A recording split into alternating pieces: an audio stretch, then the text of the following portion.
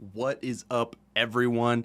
It's Rad with another video and a bad hair day to bring you something that I've wanted to do for a little while, where we look at the portraits from the Fallout Shelter online game.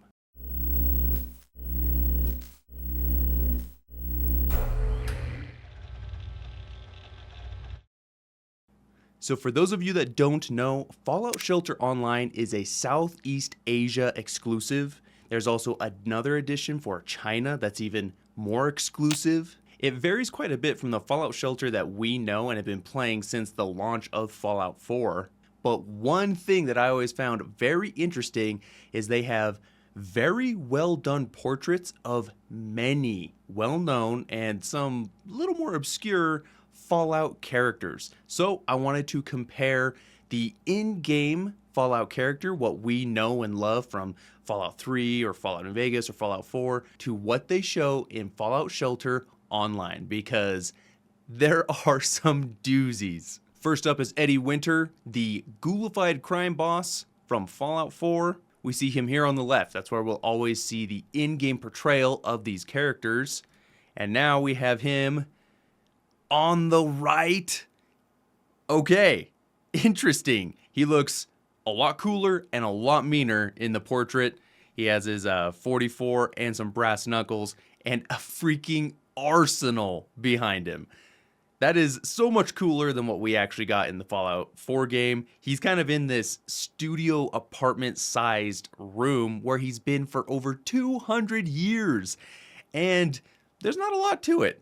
A giant gun rack could have been awesome. Okay, now we have Proctor Ingram from Fallout 4. She is a Brotherhood of Steel member who is very good mechanically. She's very mechanically inclined. She's missing her two legs from an accident that she had when she fell off a cliff. She shattered them, but she's able to get around because of her power armor. So let's see what she looks like in Fallout Shelter Online.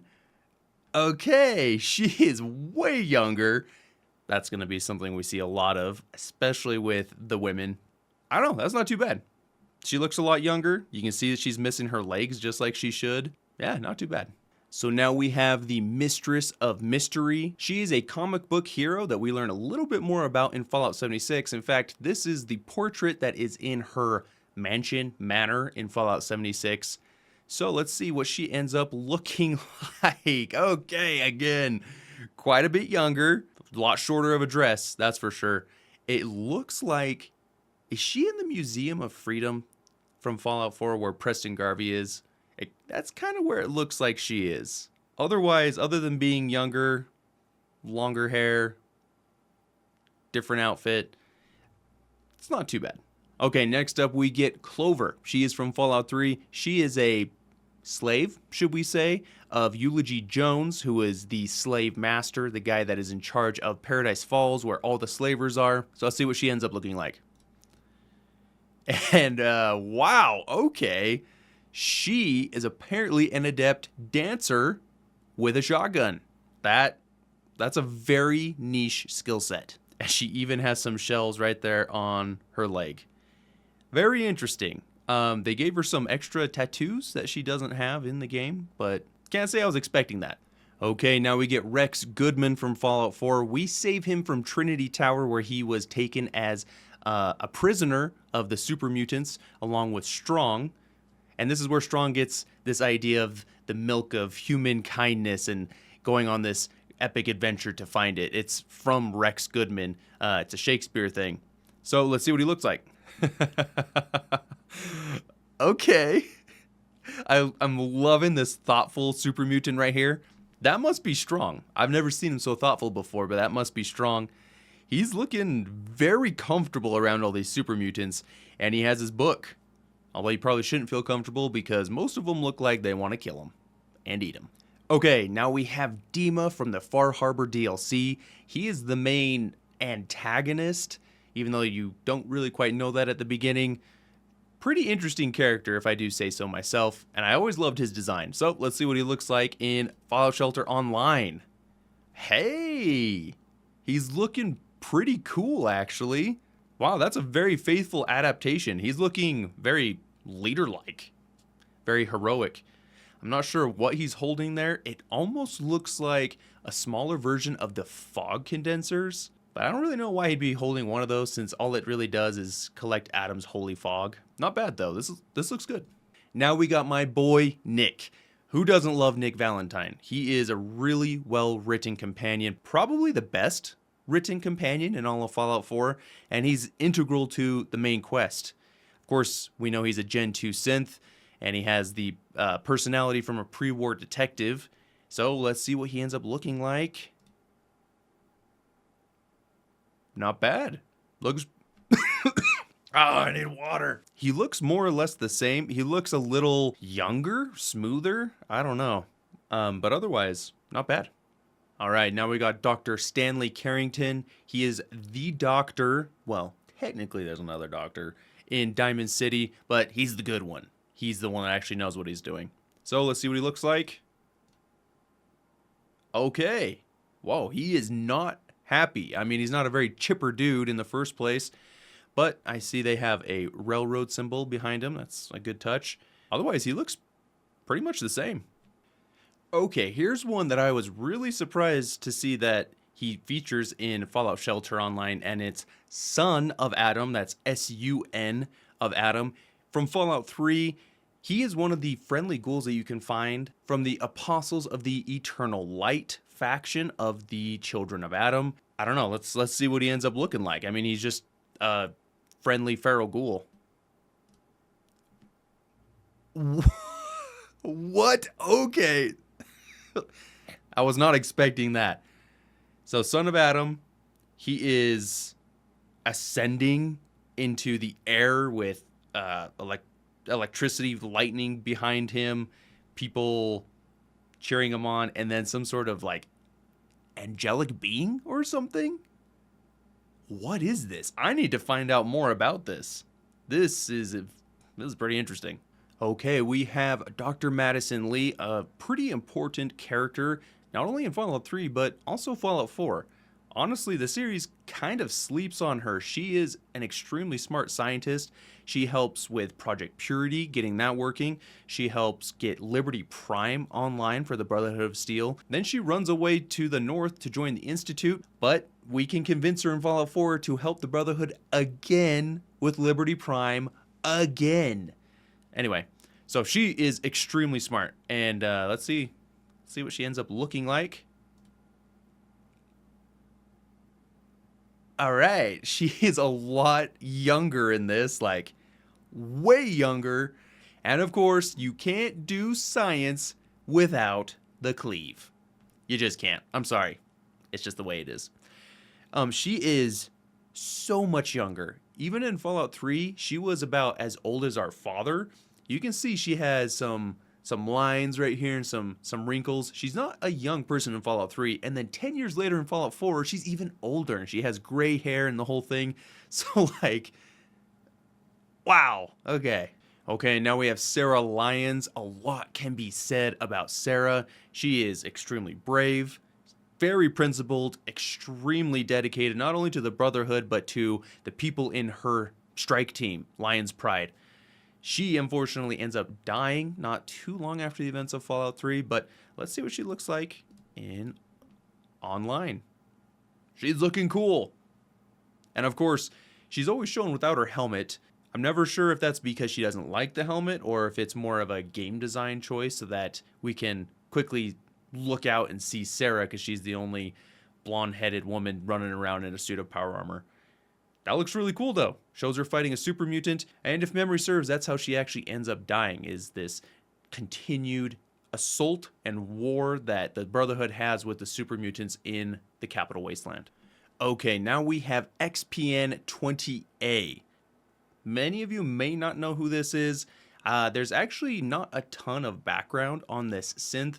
They are a Gen 2 synth, though, and they are given specialized armor and some pretty hefty weapons as well when we are storming the Institute, if we side with the Minutemen or the Railroad or the Brotherhood, in defense of the Institute. But let's see how he looks. Okay, looking pretty awesome. Eyes are glowing. That's not something we really see. Has a stun baton, I guess. Who is that in the back? I have no idea who that is in the back. Anyway, he looks pretty cool though. Okay, next up is the Mechanist.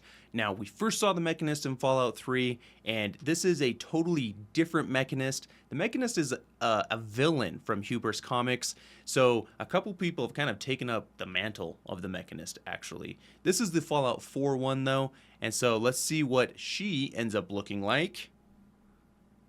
Alright, so they kept her entire costume, got her helmet, everything else.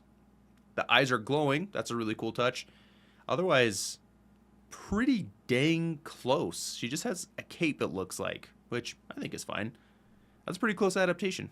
Yes! Captain Ironsides, one of my favorite characters from Fallout 4, just because, look at him.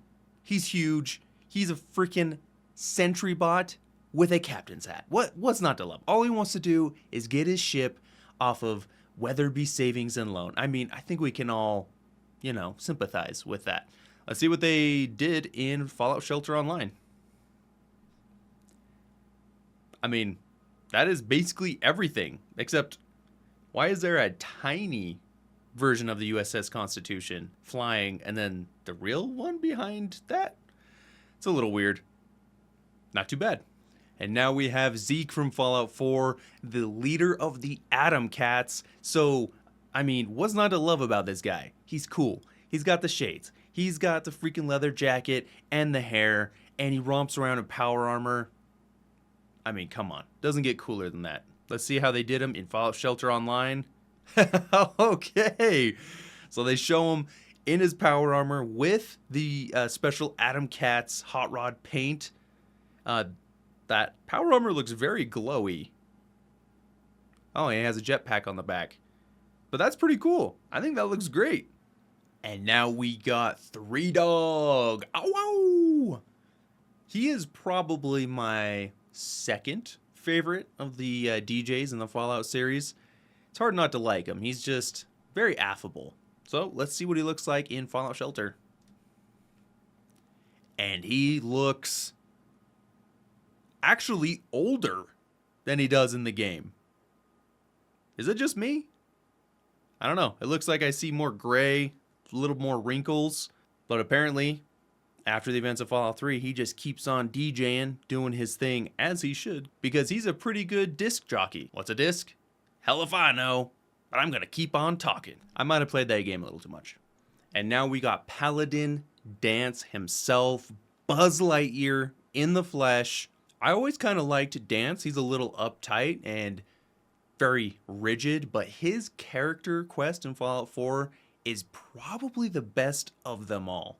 He's also really well known because he always wears his power armor, but almost never his helmet unless he's about to fight, which, yeah, I guess that makes sense. So let's see how he looks in Fallout Shelter Online, and he's not even in his power armor. So there is a way to get him out of his power armor later on in his character quest, but it's actually really weird to see him without his power armor. And I think it's so interesting that they chose that route for him in the portrait. Okay, now we have Ishmael Asher, the leader of the slavers in the pit. He's a former Brotherhood of Steel member. In fact, I'm pretty sure that suit of power armor that he's seen in is his old suit that he has since had to find various replacement parts for. In some cases, a Brahmin skull, because why not? Sure, okay. But let's see how they do him in Fallout Shelter Online. Okay, I mean, his armor looks essentially the same. They really like putting these blue lights all over the power armor, don't they? But like, what is going on with his face? What is that face? That's his fighting face. Also interesting that he has a jetpack, and he has, oh my gosh, what is that supposed to be? The combat shotgun? That does not look good. I think they kind of did our guy dirty. Okay, we have Chase from the Far Harbor DLC in Fallout 4. She's interesting because she was a courser, so one of the elite synths that are sent out to hunt down runaway synths, and she herself ran away. So like, who courses the coursers? Anyway, she's pretty cool. Let's see how she ends up looking in Shelter Online. Whoa! Okay. Damn. Okay, this was not expected. She's looking pretty cool. She looks like she has the Fallout 4 assault rifle, and she is Mortal Kombat style ripping the head off of a Gen 2 synth with the electric spine and all. Didn't even know they had a spine like that, but apparently they do. Okay, I guess that's her showing that she is in opposition to the Institute rather than working for them like almost every courser is. Okay, we have another synth actually. This one is Gabriel. He runs away and becomes leader of the raiders at Libertalia, the unique settlement or I guess stronghold of raiders that is out in the water and made up of a bunch of boats and flotillas and stuff like that. So let's see what he looks like. Huh. You know what? They even preserved his pretty unique paint right here on his face and his mouth. Actually, that is a really good and faithful representation of what he looks like. He just has some different clothes on. Good job. Old Longfellow, the salty, rough, and I don't even know how else to describe him. He really likes alcohol. He is a potential companion in the Far Harbor DLC. So let's see what they did. Okay. He looks essentially the same. I think I notice a small trend here. The women generally get younger, the men usually stay the same, and sometimes look a little older, like with Three Dog. I don't know. He looks very soldier-like the way that he's holding his rifle though. Now we have Glory. She is a heavy for the railroad. She means business. She herself is a synth, but she wanted to stay and help the railroad with what they need, and oh man, the railroad, they need all the help they can get. They're kind of sad. Let's see what she looks like in Shelter. Okay. So she is looking pretty awesome. I like that we get to see another railroad person there in the back.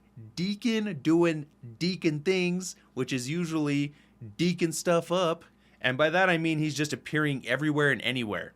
And now we have Grognak, one of the heroes of the Unstoppables. He is basically Fallout's Thor or Conan the Barbarian. That's a better comparison, actually. So let's see how he looks in Fallout Shelter. Cool. He looks basically exactly the same. Everything from the gloves to these leather straps around his rippling biceps, long blonde hair, his giant axe, another sword, I guess. He's more well known for his axe, but he looks pretty cool. Okay, now we get to Doc Crocker. This is the other doctor or surgeon in Diamond City, and this is the one you want to avoid.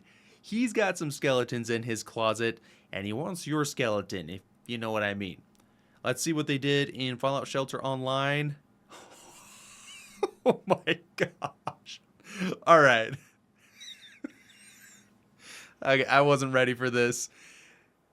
Dude is looking freaky. Wow. I mean, he already looks a little weird in the game, but yeah, it makes a lot more sense that, you know, he's wanting to basically peel people's faces off in the game. He's standing there. His goggles look so scary. That face, I don't know what's going on. Big scalpel. And then there is someone chained up and screaming. Wow, I was not ready for this. Okay. So he looks terrifying. Dr. Zimmer is an interesting one. We see him in Fallout 3, but he's actually from the Institute. He was the acting director, and then he left to go find a runaway synth that ended up being in the Capital Wasteland. So let's see what they end up doing with him. All right, he actually looks pretty cool. He looks very similar to how he did in Fallout 3. He's got, looks like a Chinese pistol right there. Not a great decision. You're supposed to be smart, man. Why are you using that? Then again, Institute weapons pretty much suck. What I find more interesting are the two people behind him. So he is accompanied by a courser in Fallout 3, and that appears to be the man that we see in the corner, although he's wearing the Fallout 4 courser outfit. The woman, though, who's that? Lucas Sims from Fallout 3, the mayor and sheriff and all around badass of Megaton. I can't tell you how many times I had to stop and save Scum in order to save his butt from getting capped by Mr. Burke. Anyway, I'm not going to get into all that. Let's see what he looks like in Fallout Shelter Online. What? Okay. I kind of thought he'd maybe look a little bit more heroic. He is very much a good guy, and he's pretty cool with his duster and his cowboy hat, which, I mean, he has that and his sheriff's star and everything, but he's just like chilling on a couch talking to, I don't know who that's supposed to be. Anyway, he's got his right side of his hat bent up. That's more of a Minuteman thing from Fallout 4 than a cowboy thing, but he does have his Chinese assault rifle, so I guess he's got that going for him. Okay, we have another one of the Unstoppables. This one I think is supposed to kind of be more of a meme than anything. Manta Man, obviously a rip off of Aquaman. Let's see what he ends up looking like. Whoa. He looks unexpectedly cool. For kind of like a meme throwaway kind of hero, that is a pretty awesome portrait right there, if I do say so myself. And it looks like they're staying pretty close to the original. He's got his Manta Man belt, his cape that kind of makes him look more Manta Ray-like, and dude looks built. I don't know, I like it. This is another interesting one that I did not expect. This is Eve. Eve is a Gen 3 synth in the Institute, and she's taking part in kind of an experiment where she's kind of acting as like a wife and mother for an Institute scientist and his son. Kind of strange, kind of weird, but you know what? When you're in the Institute, what else are you gonna do? You make sense and then you mess around with them, I guess. Not like that. Anyway, let's see what she looks like.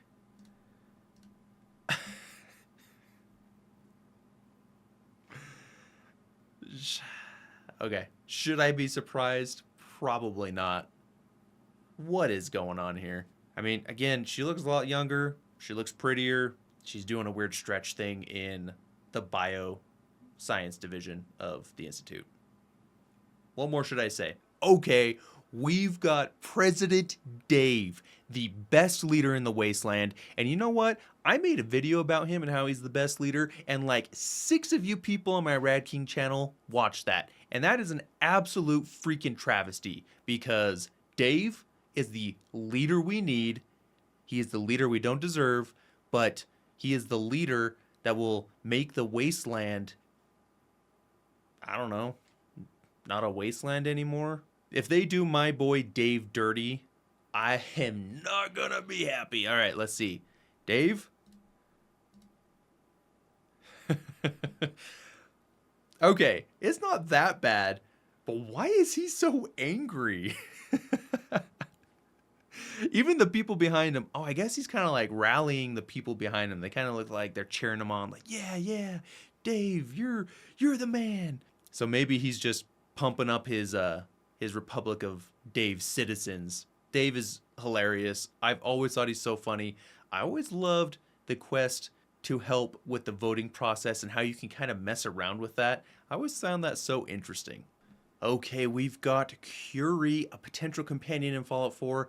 Curie is so interesting because when we first find her, she is actually a research assistant who is a Miss Nanny robot, and she wants to be human, or as close to human as she possibly could, to kind of carry on with doing science. She thinks that's kind of a necessary step so she can become a synth, which is honestly pretty cool.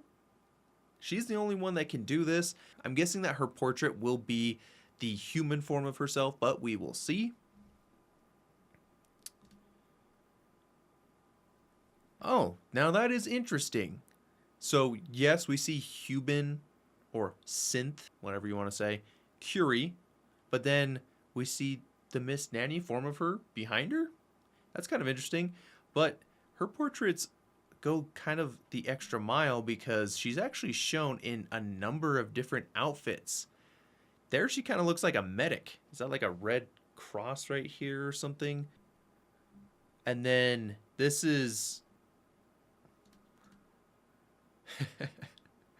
This is good Curie. This is Curie right there. We got holes in our jeans and our shirts coming off. Anyway, there's Curie. She looks more or less the same. James, our father in Fallout 3, who escapes from the vault in order to restart Project Purity and kicks off all the events that follows. He is one of the worst dads, and Fallout is full of bad dads, so that's kind of saying something. Anyway, let's see what he ends up looking like in Fallout Shelter.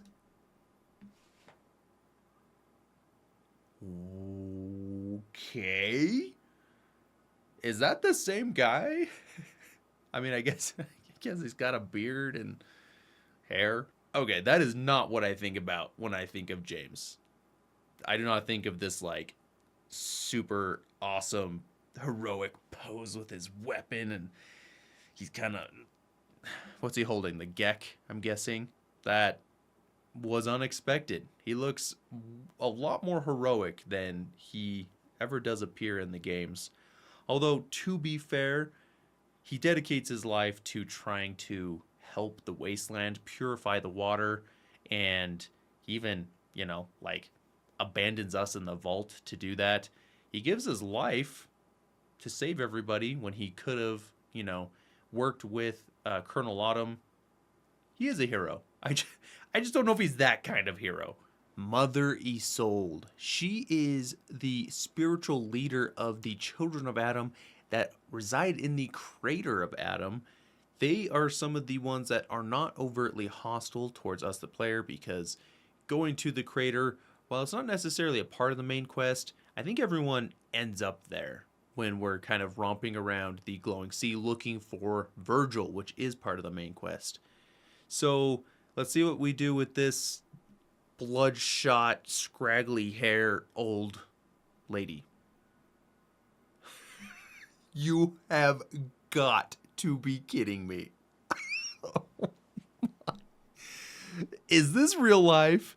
No freaking way. Is that the same person? What? Okay, so she is way younger. She is like, I don't even know what we're wearing. We got super underboob going on right here. She's got a gamma gun, which looks pretty cool. I think there's actually a few more of her. Okay, so maybe this is like the not upgraded version of her. Still, though, so much younger. And just, I guess that's how they roll in the crater of Adam. What? Okay, this has got to be the fully upgraded one. What is happening? I'm having a hard time understanding. She's got her robe. She's got arcing electricity all around her. And then, of course, like, her boobs are just absolutely escaping out of her clothing, of course. I would never in a million years, if you showed this to me and said, hey, this is a character in Fallout 4, who is it? I would never guess it. I mean, maybe if I was sequentially going through every Child of Adam characters I knew, but like, wow. So if that is not a reason to convert, then I don't know what is. All right, I think this is going to be the last one that we do for this video. If you guys like this, then I can do the rest. There are a lot, and I didn't even get through all of them. Thank you for being here and doing this with me. This is something that I've wanted to do for a while after seeing some of these portraits, because I thought some looked really good and others I was kind of wasn't quite sure what to think about, and I thought some of you might feel the same way. So if you want to see more of this, then I can finish the rest of the characters. But with that said, I just want to talk about one of the things there behind me. If you can see it, it is the official Fallout cookbook. And the reason it's up there is not because I'm a good cook, but because my wife is a pretty good cook, and she is going to help me make some shorts on this channel where we make these different recipes and then I rate them. And you know what? If I end up not liking it, then I might make my own version, and who knows, I might post up something about that. Anyway, it's good to have you, Rad Lads. I'll see you another time. Rad out.